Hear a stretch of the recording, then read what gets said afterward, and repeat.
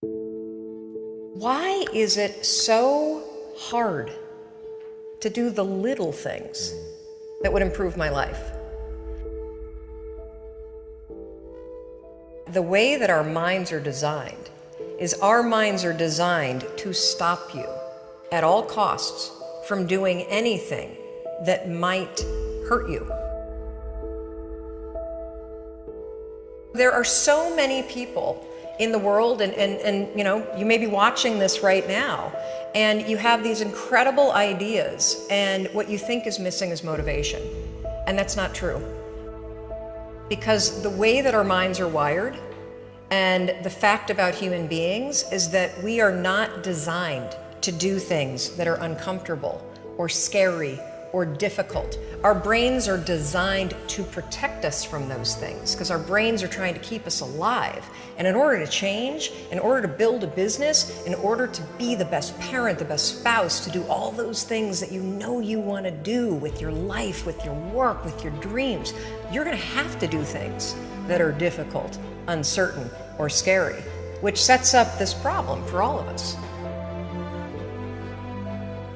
The one thing we have in this world is we can't control the events, but we can choose what to focus on, we can choose what things mean, and we can choose what to do. Those three choices, those three decisions really control our life. You can always make a decision. That's always in your control. Staying with somebody that treats you like garbage is a decision. It is. Staying at a job that you hate is a decision. Staying in the body that you are not proud of is a decision. Is it going to be easy? No, it's not going to be easy to change. It's simple. It's your job to push yourself. It's not the smartest people who achieve success. It's the people who procrastinate less, make fewer excuses, as they take actions every day towards the goals that they want to achieve. Indecision is the thief of opportunity. Indecision means the door is still closed. Indecision means the opportunity waits. Indecision means what could be is postponed or may never be. If you want to be successful in anything in life, never leave the sight of setting a goal without doing something that commits you to fulfillment. The next morning, the alarm goes off, and I pretended NASA was there. It's the stupidest story. I literally went 5, 4, 3, 2, 1. I counted out loud, and then I stood up. And I'll never forget standing there in my bedroom. It was dark, it was cold, it was winter in Boston. And for the first time in 3 months, I had beaten my habit of hitting the snooze button. There were moments all day long,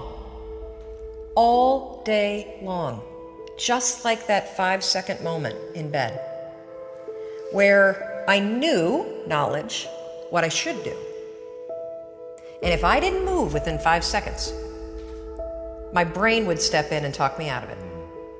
Every human being has a 5-second window. It might even be shorter for you.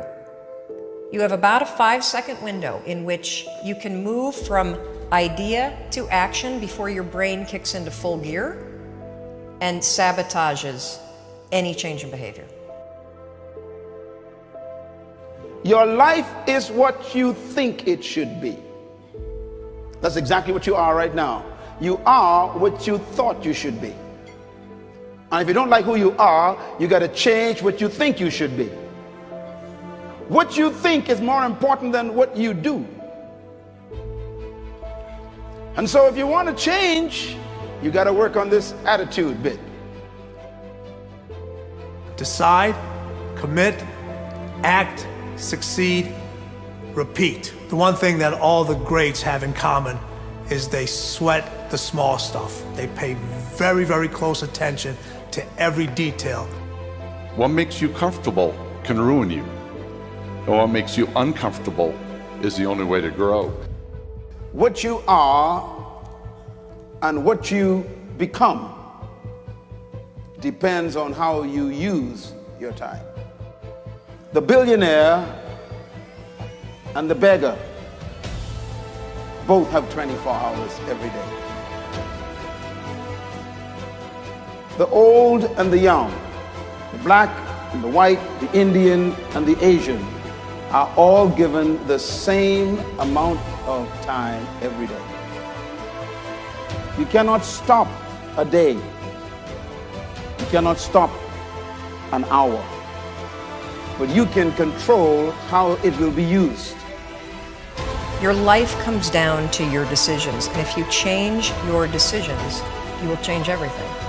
When you understand the power of a 5-second decision, and you understand that you always have a choice to go from autopilot to decision maker, everything in your life will change.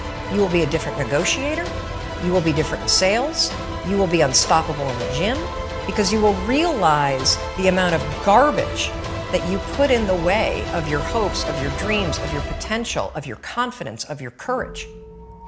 Everything comes down to the decisions that you make. Take ownership. Take extreme ownership. Don't make excuses. Don't blame any other person or any other thing. Get control of your ego.